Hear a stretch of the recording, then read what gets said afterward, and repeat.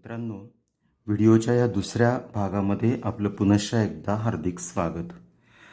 पहिल्या भागामध्ये आपण हा जो FY BCom मार्च 2008चा जो क्वेश्चन पेपर आहे पुणे विद्यापीठाचा, तर तो आपण सॉल्व करत आहोत.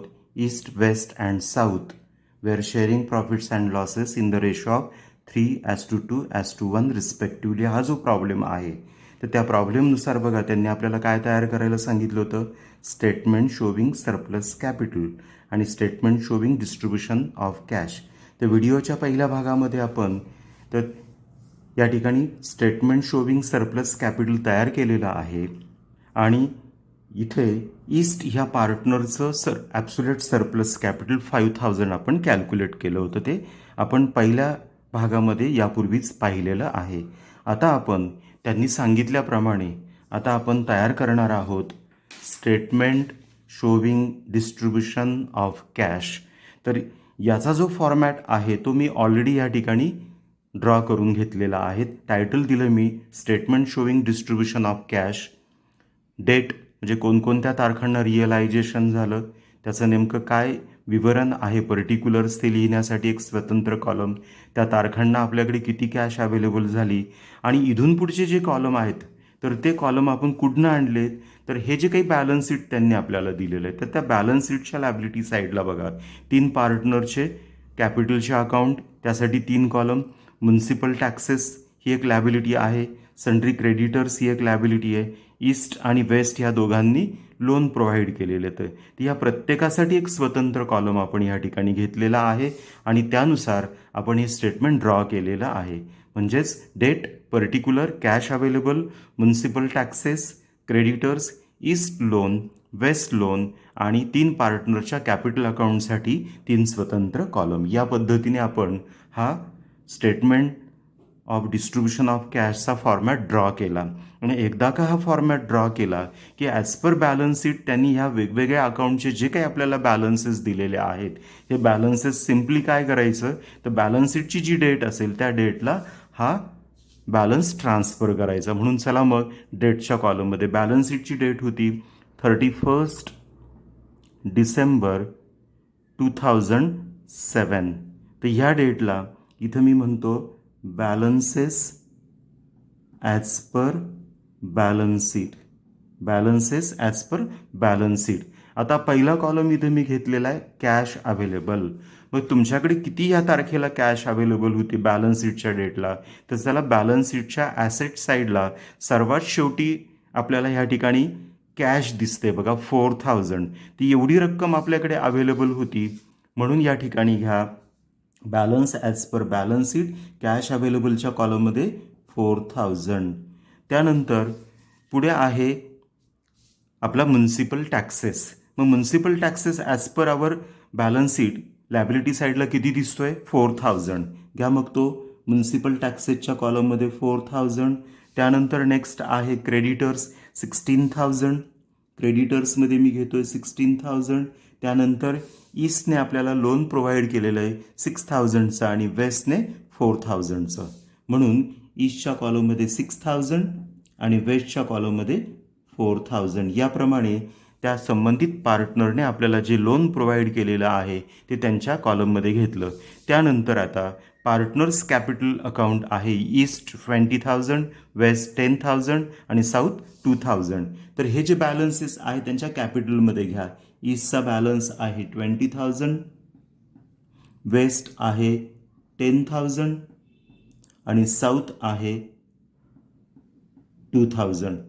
या पद्धतीने प्रथम काय करायचं जर दिलेलं जे काही बॅलन्स शीट आहे हे बॅलन्स शीट या स्टेटमेंट शोविंग डिस्ट्रीब्युशन ऑफ कॅशच्या त्या अकाउंटला ट्रान्सफर करायचा, तो बॅलन्स ट्रान्सफर करायचा. आणि आता हे झाल्यानंतर आता ॲक्च्युअल आपल्याला डिस्ट्रीब्युशन ऑफ कॅशला सुरुवात करायची आहे. मग आता बॅलन्स शीटच्या डेटला बघा. बॅलन्स शीटच्या डेटला आपल्याकडे कॅश किती अवेलेबल होती 4,000. आता आपल्याला माहीत आहे इंट्रोडक्शनच्या व्हिडिओमध्ये आपण पाहिलं आहे की ऑर्डर ऑफ पेमेंटनुसार पार्टनरशिप ॲक्ट 1932 त्यामध्ये जी काय आपल्याला ऑर्डर ऑफ पेमेंट दिलेली आहे की वेगवेगळ्या लॅबिलिटीचं पेमेंट कसं करावं, तर त्यात त्यांनी काय म्हटलेलं आहे की जी अवेलेबल कॅश असते त्यातनं प्रथम कोणासाठी रक्कम बाजूला काढून ठेवायची, तर रिअलायझेशन एक्सपेन्सेससाठी. या प्रॉब्लेममध्ये आपल्याला असा स्पेसिफिक रिअलायझेशन एक्सपेन्सेसचा बॅलन्स दिलेला नाही आहे, त्यामुळे तो इथं येणार नाही. मग रिअलायझेशन एक्सपेन्सेस नंतर पुढचं पेमेंट कोणाचं असतं, तर प्रेफरन्शियल क्रेडिटर्सचा. मग प्रेफरन्शियल क्रेडिटर्समध्ये कोण येतात, तर गव्हर्नमेंट ड्यूज येतात किंवा लोकल अथॉरिटीज ज्या असतात, तर त्या लोकल अथॉरिटीजला जे टॅक्सेस आपल्याला द्यायचे असतात ते. मग आता म्युन्सिपल टॅक्सेस हा काय आहे, म्युन्सिपल कॉर्पोरेशन किंवा म्युन्सिपाल्टी ही लोकल अथॉरिटी आहे, म्हणजेच लाईकली टू बी गव्हर्नमेंट. मग गव्हर्नमेंटला 4,000 रुपये टॅक्स द्यायचा आहे, ही प्रेफरन्शियल क्रेडिटर आहे. म्हणून अवेलेबल असलेल्या कॅशमधून पुढचं पेमेंट आपल्याला म्युन्सिपल टॅक्सेससाठी करावं लागणार आहे. म्हणून इथं मी ते करतो लेस म्युन्सिपल टॅक्सेस. हे जे काही 4,000 आहे ते मी वापरतोय म्हणून -4,000 कॅश अवेलेबलमध्ये आणि म्युन्सिपल टॅक्समध्ये मी ते पेमेंट केलेलं आहे म्हणून ते 4,000 रुपये.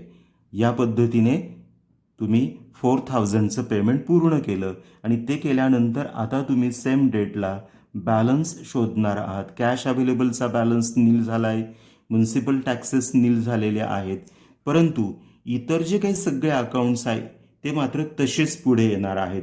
क्रेडिटर 16,000 त्याच डेटला आहे, नंतर ईस्ट लोन 6,000 आहे, वेस्ट 4,000 आहे, ईस्ट वेस्ट आणि साऊथचं कॅपिटल अकाउंट रिस्पेक्टिव्हली 20,000, 10,000 आणि 2,000 एवढं आहे. ते तसंच पुढे येणार आहे. बरोबर. आता आपण जाऊया परत एकदा प्रॉब्लेमकडे. एकदा का तुमची कॅश अवेलेबल त्याचं वाटप संपलं की आता आपण जाऊया पुढच्या पॅरेग्राफकडे. इथं त्यांनी बघा काय म्हटलेलं आहे, it was decided that the net realisation should be distributed in their due order at the end of each calendar month.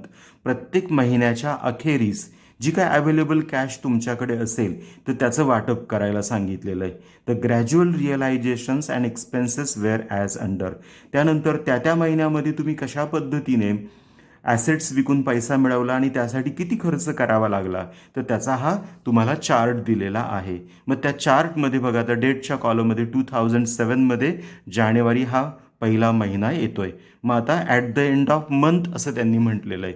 म्हणून चला बरं मग डेटच्या कॉलममध्ये डेटमध्ये आता आपण घेऊया 31 जानेवारी 2000. आता कोणता येणार आहे या ठिकाणी, आता 31 डिसेंबर 7 होतं या ठिकाणी. बरोबर. म्हणजेच आता पुढचा महिना 31 जानेवारी 2008 येईल. म्हणून इथं 8ला फर्स्ट रिअलायझेशन असं मी टायटल दिलं, फर्स्ट रिअलायझेशन. मग आता फर्स्ट रिअलायझेशनला मी या ठिकाणी अंडरलाईन केली आणि बघूया आता रक्कम किती मिळते आपल्याला. तर जानेवारी महिन्यामध्ये मशिनरी विकून 7,000 मला मिळाले, डेटर्स विकून मला 4,000 मिळाले, स्टॉक विकून 250 मिळाले. मग ग्रॉस अमाऊंट किती मिळाली ती मी इथं घेतो. इथं मी लिहितो ग्रॉस अमाऊंट. मी या सगळ्यांची टोटल करतो, 7 + 4,000 + 250. मग जर ही सगळी टोटल केली तर ती किती येते, तर ती रक्कम येते ₹11,250. एवढी ग्रॉस अमाऊंट मला ॲट द एंड ऑफ जानेवारी उपलब्ध झालेली आहे. परंतु ती मिळवण्यासाठी मला किती खर्च करावा लागला बघा बरं. एक्सपेन्सेसच्या कॉलममध्ये 250 एवढा करावा लागला. बरोबर. मग 250 हा खर्च करावा लागला म्हणजेच ग्रॉस अमाऊंट तेवढ्याने कमी झाली की नाही, म्हणून त्यातनं काय करायची, ती वजा करायची. लेस एक्सपेन्सेस 250. बरोबर. याचा अर्थ मग नेट कॅश अवेलेबल इन जानेवारी आपल्याकडे किती आलेली असणार, फक्त 11,000 आलेली असणार. म्हणून कॅश अवेलेबलच्या कॉलममध्ये मी 11,000 ही रक्कम घेतली. बरोबर. तर मित्रांनो आता माझ्याकडे 11,000 उपलब्ध आहे. मग या 11,000वर अधिकार कोणाचा पेमेंटसाठी, तर आता मला पुन्हा ऑर्डर ऑफ पेमेंटकडे जावं लागेल. ऑर्डर ऑफ पेमेंटमध्ये मी काय सांगितलं होतं, पहिलं काय करा तुम्ही, रिअलायझेशन एक्सपेन्सेससाठी रक्कम बाजूला काढून ठेवा, नंतर प्रेफरन्शियल क्रेडिटर असेल तर त्यांचं पेमेंट करा. केलं आपण ते, आणि ते केलं की मग ज्या काही आउटसाईड लॅबिलिटीज असतात अनसेक्युअर्ड लॅबिलिटीज असतात तर त्यांचं पेमेंट करा. मग इथं पुढचं पेमेंट कोणाचं येतं तर क्रेडिटर्स. ही एवढी एकच आपल्याला आउटसाईड लॅबिलिटी अनसेक्युअर्ड क्रेडिटर्स आपल्याला ह्या ठिकाणी दिसत आहे. तर 16,000 आहे. देऊ शकतो का आपण 16,000 पूर्ण? नाही. मग जेवढी आहे तेवढी संपूर्ण रक्कम क्रेडिटर्सला पेड करा. म्हणून इथं म्हणालेस paid to creditors, paid to creditors, आणि ही रक्कम तुम्ही देऊन टाकताय म्हणून कॅश अवेलेबलच्या कॉलममध्ये -11,000 आणि क्रेडिटरच्या कॉलममध्ये पुन्हा तुम्ही पेमेंट केलेलं आहे 11,000चं -11,000. या पद्धतीने एकदा का तुम्ही 11,000चं पेमेंट केलं की आता काय स्थिती शिल्लक राहिलेली हे बॅलन्सच्या रूपाने कॅल्क्युलेट करा. म्हणून पुढच्या ओळीवर म्हणा बॅलन्स.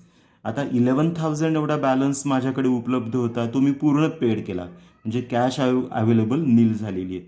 म्युन्सिपल टॅक्सेस मगाच मी पूर्ण संपवलेले आहेत म्हणून नील असणार आहेत. आता क्रेडिटर्सकडे या. क्रेडिटर्समध्ये बघा 16,000 पैकी मी किती रुपयांचं पेमेंट केलं? 11,000चं. याचा अर्थ अजूनही मला किती रक्कम पेड करावी लागणार आहे तर 5,000 एवढी रक्कम पेड करावी लागणार आहे. म्हणून 5,000 क्रेडिटरचा बॅलन्स आला. आता ईस्ट आणि वेस्ट या दोघांनी जे लोन प्रोव्हाइड केलेलं ते अजून मी काही पेड केलेलं नाही आहे त्यांना, त्यामुळे त्यांचा बॅलन्स तसाच पुढे ओढायचा 6,000 4,000. त्यानंतर कॅपिटल अकाउंटचं सुद्धा मला अजून पेमेंट करता आलेलं नाही आहे, त्यामुळे त्यांचाही बॅलन्स तसाच पुढे ट्रान्सफर करा. ईस्टचं कॅपिटल 20,000, वेस्टचं कॅपिटल 10,000 आणि साऊथचं कॅपिटल 2,000. या पद्धतीने एकदा का फर्स्ट रिअलायझेशन माझं पूर्ण झालं की मी ते सगळे बॅलन्सेस पुढे ट्रान्सफर केले. एकदा का हे बॅलन्सेस ट्रान्सफर झालेत की पुन्हा एकदा आता आपण प्रॉब्लेमकडे येऊया.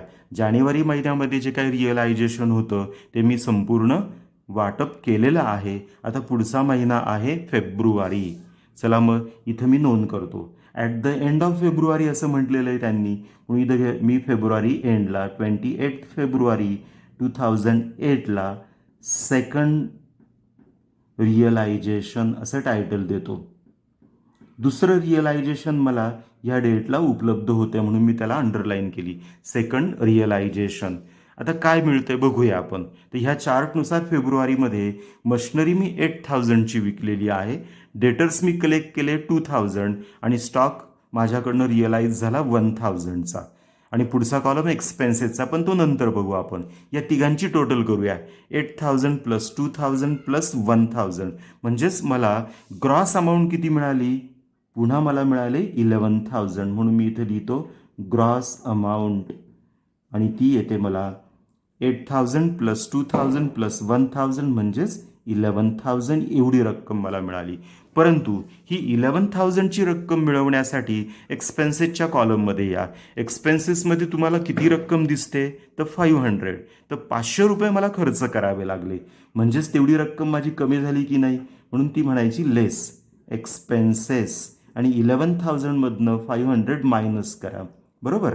मग आता 11,000मधनं 500 मायनस केल्यानंतर माझ्याकडे नेट कॅश अवेलेबल किती असणार आहे at the end of February 2008?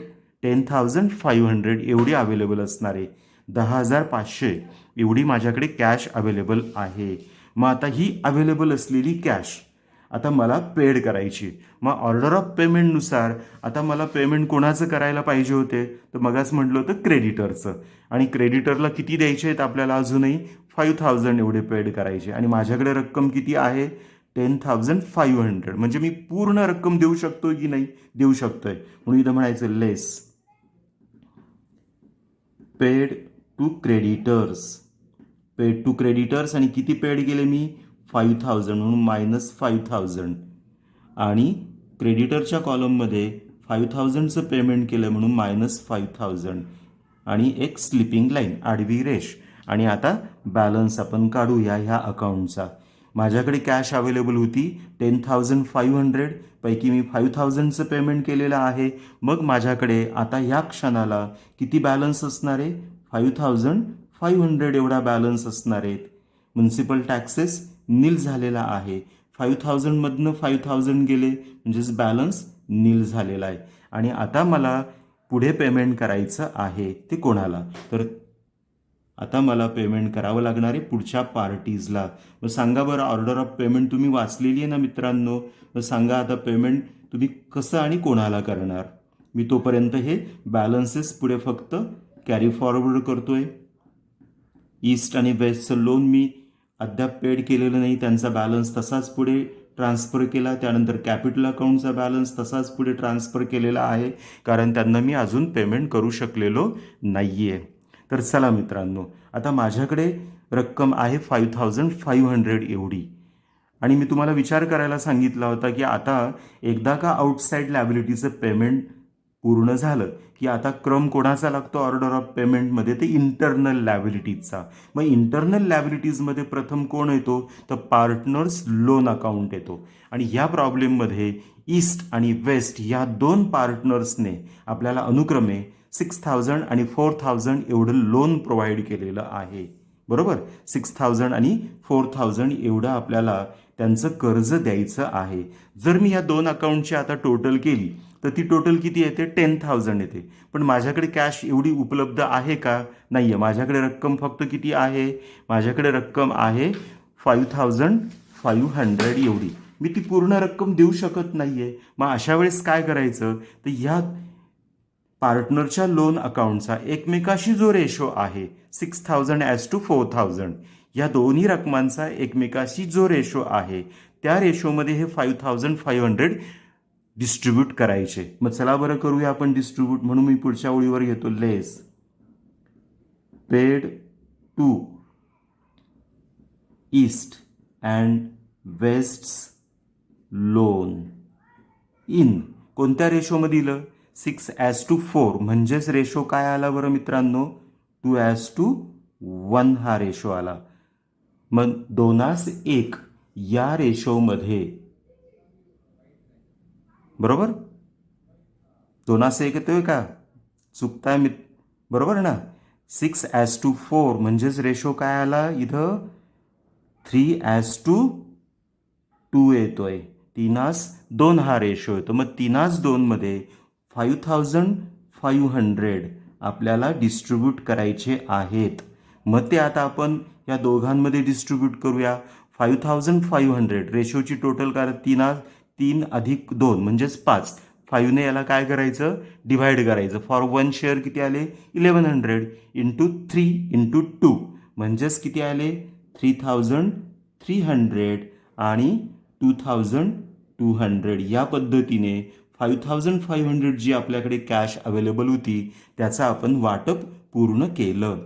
तर मित्रांनो, या पद्धतीने अवेलेबल कॅश आपण पार्टनर्समध्ये डिस्ट्रीब्यूट केल्यानंतर, पार्टनर्स लोन अकाउंटला डिस्ट्रीब्यूट केल्यानंतर पुन्हा आपलं नेहमीसारखंच काय करायचं, बॅलन्सिंग फिगर काढायची. मग मी इथं लिहितो बॅलन्स. अवेलेबल कॅश 5500 होती, परंतु त्याचं पूर्ण वाटप मी केलं आहे, त्यामुळे ती नील झालेली आहे. म्युन्सिपल टॅक्सेस पण नील झालेले आहेत. नंतर क्रेडिटरचं पेमेंट नील झालेलं आहे. आता ईस्टचं लोन होतं किती, 6000 पैकी मी किती पेड केलेत, 3300. म्हणजेच अजून मला किती पेड करायचे आहे, 2700 एवढी रक्कम मला पेड करायची आहे. त्यानंतर वेस्टचं लोन होतं 4000चं, पैकी मी किती पेमेंट केलेलं आहे, 2200 एवढं पेमेंट केलेलं आहे. म्हणजेच अद्याप मला किती पेमेंट करायचं बाकी आहे, 1800 एवढं बाकी आहे. म्हणून ज्या रकमा मला अजून द्यायच्या आहेत त्या मी पुढे ओढतोय. कॅपिटल अकाउंट ईस्टचं 20,000, त्यानंतर वेस्टचं 10,000 आणि साऊथचं 2000. या पद्धतीने मी बॅलन्सिंग फिगर शोधली. आणि आता आपण जाऊया पुढच्या मंथ्सकडे. पुढचा महिना आहे मार्च, म्हणून मग मी या ठिकाणी डेटच्या कॉलममध्ये लिहितो 31 मार्च 2008. आता कोणतं रिअलायझेशन आहे, हे थर्ड रिअलायझेशन आहे, म्हणून मी इथं टायटल दिलं थर्ड रिअलायझेशन आणि त्याला अंडरलाईन केली. बरोबर. मग आता थर्ड रिअलायझेशनमध्ये आपल्याला मार्च महिन्यामध्ये मशिनरी किती रुपयांची रिअलाइज होते, 11,000ची. डेटर्स किती कलेक्ट होता, 5,000चे. आणि स्टॉक किती रिअलाइज झाला आहे, 1,000चा. मग आता ह्या तिन्ही रकमांची टोटल करा, 11,000 प्लस 5,000 प्लस 1,000 म्हणजेच किती आले, 17,000. ही आली आपली ग्रॉस अमाऊंट. म्हणून मी इथे लिहितोय बघा ग्रॉस अमाऊंट रिअलायझेशनची, आणि ती किती काढली होती आपण 17,000 17,000 रुपये. परंतु ही 17,000ची अमाऊंट मिळवण्यासाठी आपल्याला मार्च महिन्यामध्ये किती रुपयांचा एक्सपेन्सेस लागला 1,000 एवढा एक्सपेन्सेस लागला. म्हणजेच माझे 17,000 1,000ने काय होणार आहे कमी होणार आहे. म्हणून इथं लेस एक्सपेन्सेस 1,000.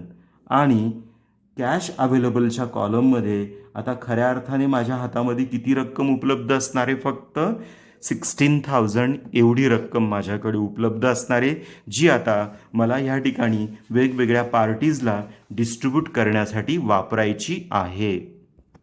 तर मित्रांनो आता या ठिकाणी हे 16,000 जे आपल्याकडे अवेलेबल झालेत त्याचं वाटप आपल्याला आता करायचं आहे. मग हे वाटप आता आपण कोणाला करत होतो, तर आपण वाटप करत होतो ईस्ट आणि वेस्टच्या लोन अकाउंटचं. दोघांचं मिळून जर आपण टोटल केली 6,000 प्लस 4,000 तर टोटल किती आली होती 10,000. मग ह्या 10,000 पैकी आपण या ठिकाणी किती रुपयांचं पेमेंट केलं बघा बरं आत्ताच 5,500. याचा अर्थ अजूनही आपल्याला किती रक्कम पेड करणं बाकी आहे, तर 4,500 एवढी रक्कम पेड करायची आहेत. बरोबर. मग आता अवेलेबल कॅशमधनं या ठिकाणी अवेलेबल कॅश जी 16,000 आहे त्यातनं मी वजा करतो less paid to East and West loan account. बरोबर. आणि रक्कम किती पेड केली मी ती, तर ती रक्कम मी पेड करतोय 4,500. कशातनं पेड करतोय, तर ह्या अवेलेबल असलेल्या 16,000 मधनं मी ती रक्कम पेड करतोय. बरोबर. आणि मग चला बरं आता ही जी रक्कम आहे 4,500 ही आपण कोणामध्ये डिस्ट्रीब्यूट करतोय, ईस्ट आणि वेस्टमध्ये.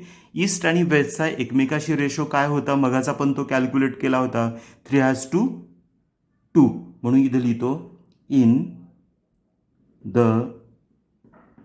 Ratio of 3:2.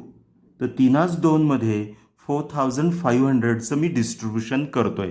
चला मग 4,500 3:2 मध्ये डिस्ट्रीब्यूट करूया. मग 4,500 डिवायडेड बाय 5 करा.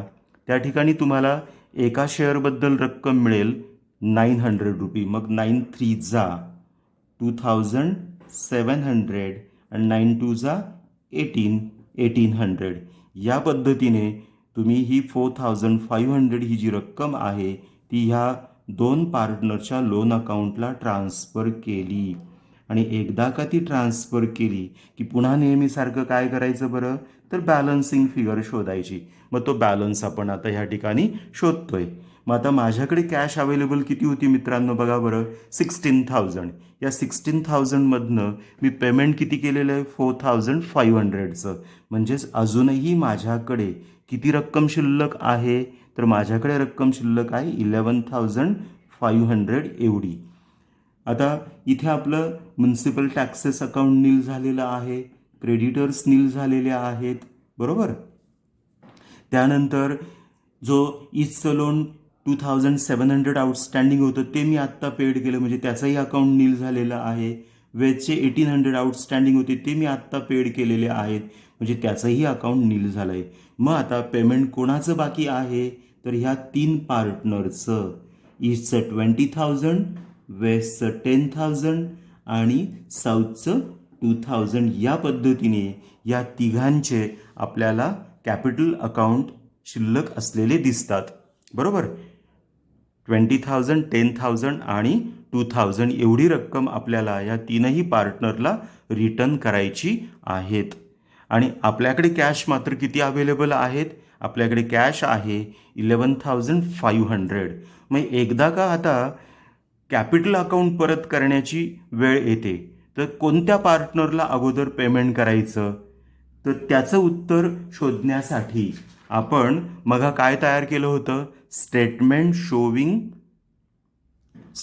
शोविंग काय आपण मग तयार केलं होतं, तर सरप्लस कॅपिटल. मग ह्या सरप्लस कॅपिटलच्या स्टेटमेंटचं सहाय्य घ्यायचं आणि आता कोणाचं पेमेंट करायचं तर ते आपण बघूया.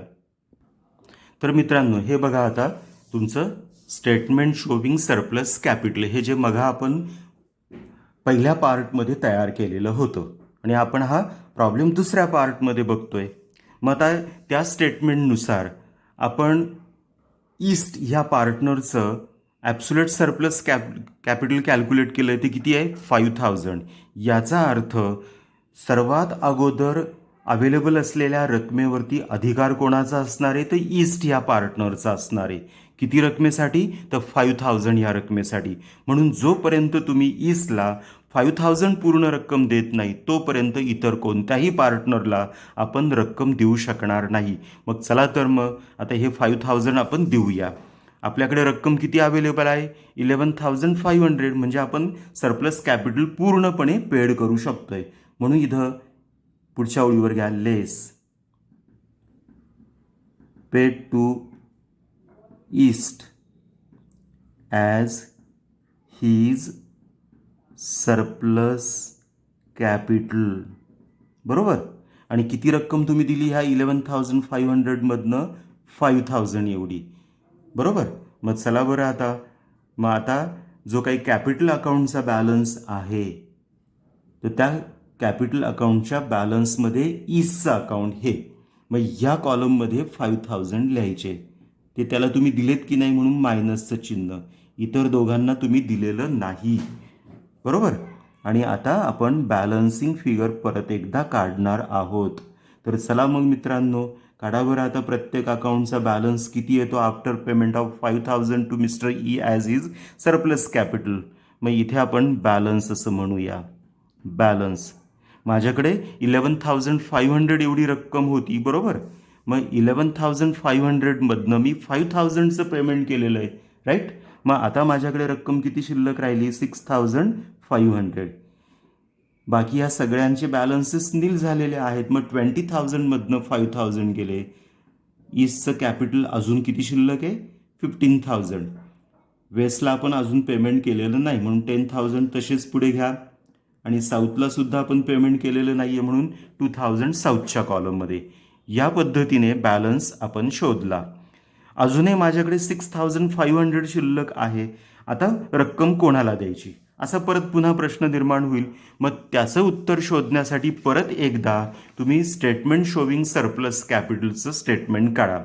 मग त्या स्टेटमेंटच्या शेवटच्या ओळीवर काय होतं ॲब्सोल्यूट सरप्लस कॅपिटल 5,000 याचं पेमेंट केलं की नाही आपण केलं आहे. बरोबर. 5,000 पेमेंट केलं. ह्या 5,000 नंतर इमिजिएट जी नेक्स्ट लाईन असते तिथं दोन रकमा दिसत आहे बघा 9,000 आणि 6,000.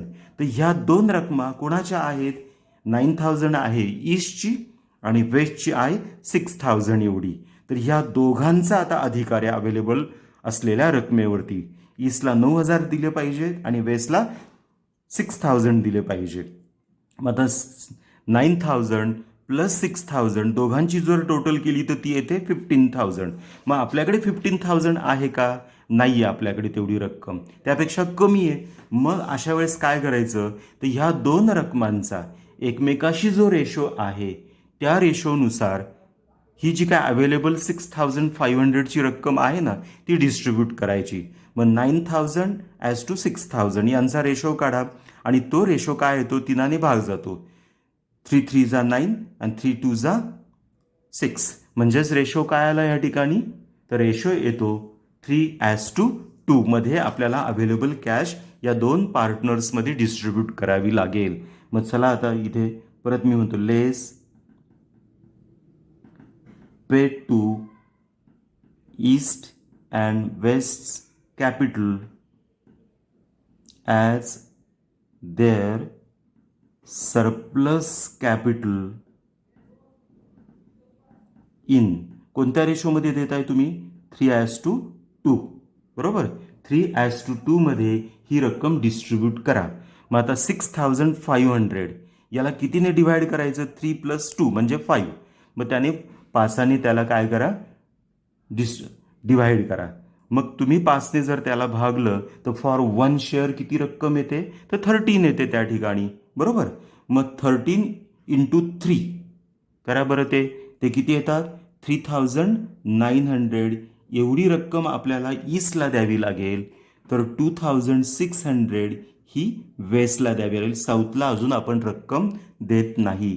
इतर कॉलममध्ये काहीच नाही कारण त्यांचे अकाउंट नील झालेले.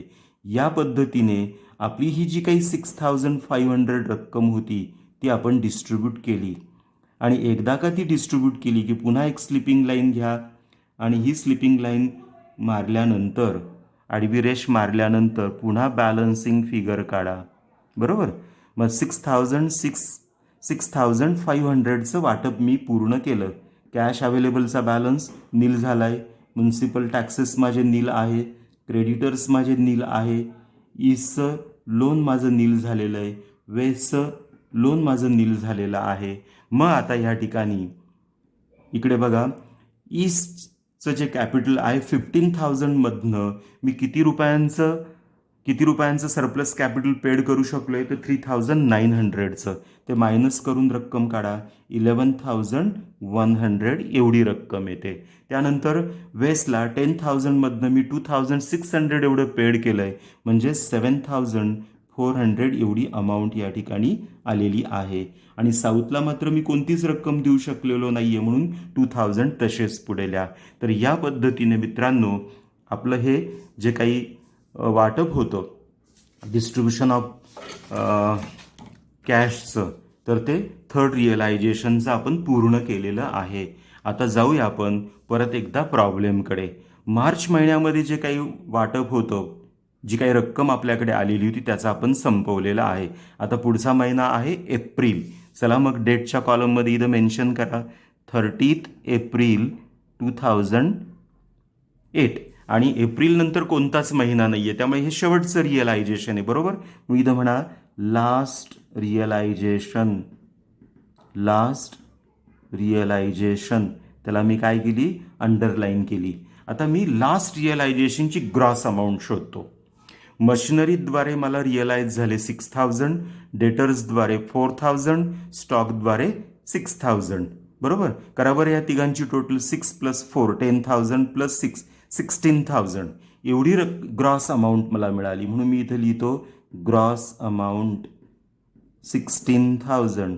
परंतु ही 16,000ची रक्कम मिळवण्यासाठी मला खर्च किती करावा लागलेला. इथं एक्सपेन्सेस किती आलेला आहे 900 एवढा. म्हणजेच माझी 16,000ची अमाऊंट 900ने काय होईल कमी होईल म्हणून ती लेस करायची.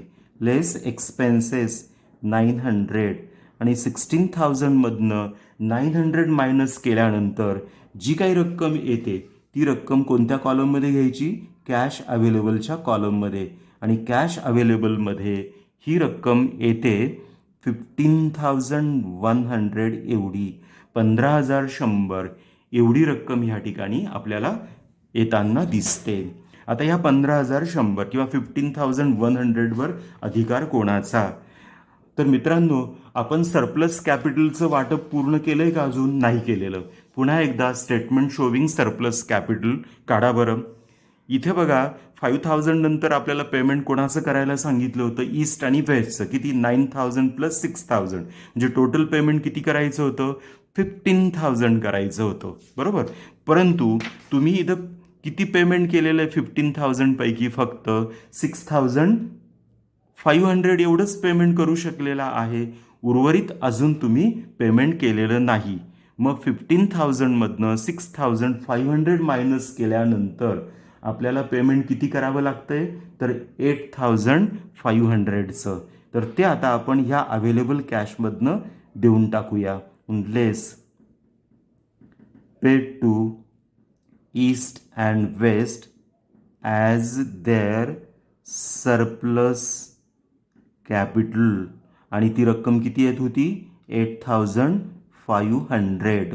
आलं लक्षात 8,500 एवढी रक्कम आपल्याला 15,100मधनं द्यायची आहे. कोणाला तर ईस्ट आणि वेस्टला. पुन्हा एकदा त्या स्टेटमेंटकडे येऊया. त्या स्टेटमेंटनुसार आपण ईस्टला किती रक्कम देणे लागत होतो 9,000 पैकी त्याला आपण रक्कम किती पेड केली आहे 9,000 पैकी 3,900 एवढी रक्कम आपण दिलेली दिसते. म्हणजेच याचा अर्थ अजून मी ईस्टला किती रक्कम देणे बाकी आहे तर 5,100.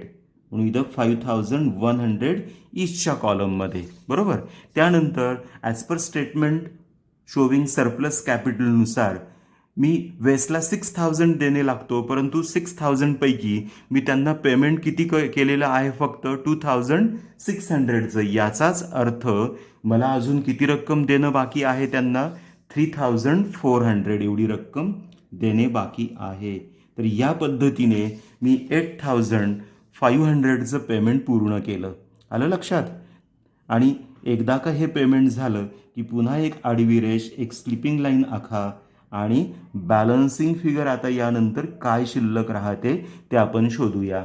15,100मधनं 8,500 मायनस करा.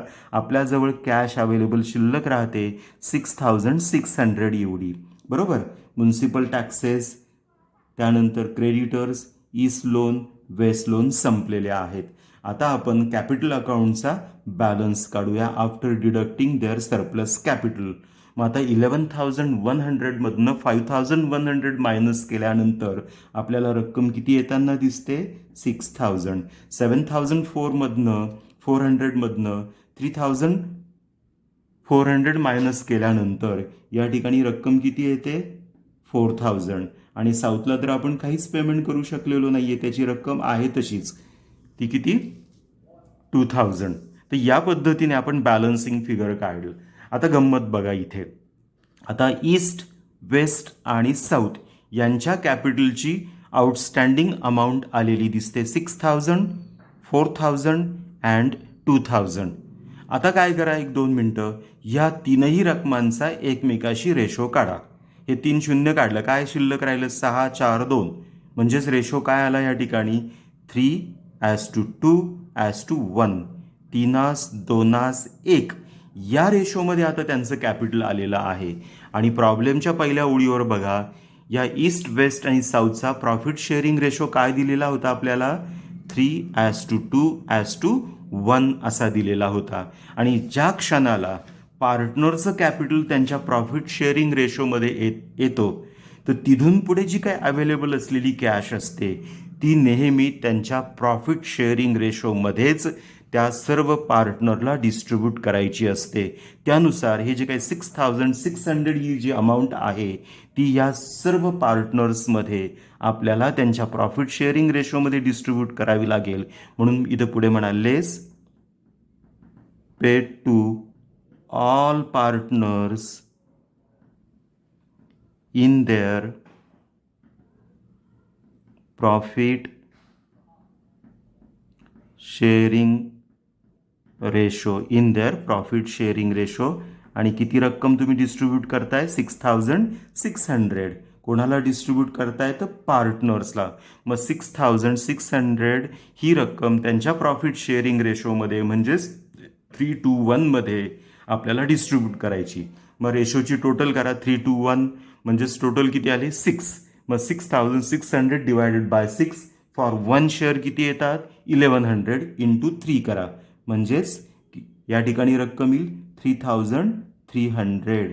त्यानंतर 1100 इंटू 2 करा, 2,200. त्यानंतर 1100 इंटू 1 करा, म्हणजेच 1100. या पद्धतीने आपण ही जी काय आपल्याकडे 6,600 कॅश अवेलेबल आहे ती ह्या सर्व पार्टनर्समध्ये डिस्ट्रीब्यूट करणार आहोत.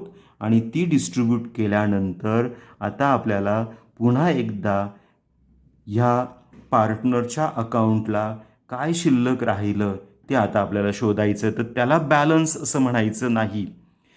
आपल्याला इथे बघा, ईस्टला 6,000 द्यायचे होते, देऊ शकलो फक्त आपण 3,300. म्हणजेच आता मी किती देऊ शकत नाही त्याला, 2,700. नंतर वेस्टला 4,000 पैकी 2,200 दिले, म्हणजेच मी आता 1,800 त्याला देऊ शकत नाही, म्हणजे 18 शिल्लक आहे. 2,000 पैकी 1,100चं मी पेमेंट साऊथला केलं आहे, म्हणजेच अजूनही मला 900 रुपये, 900 रुपीज त्याच्या अकाउंटला शिल्लक दिसतात.